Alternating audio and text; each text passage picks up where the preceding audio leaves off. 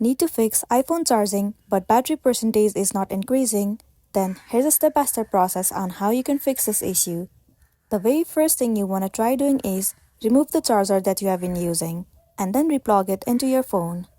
After that, the next thing you want to do is head over to the settings, move into battery. Inside battery, you need to head over to battery health and charging.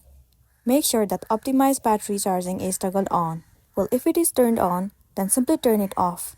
Click on turn off and then return it on. Once done, now go back to your home page. Tap and hold this assistive touch and then click on restart. Most of the time, restarting the device has also fixed the issue. If not, once again move into settings. Head over to general. Scroll all the way down and click on transfer or reset iPhone. Tap on reset and then click on reset all settings.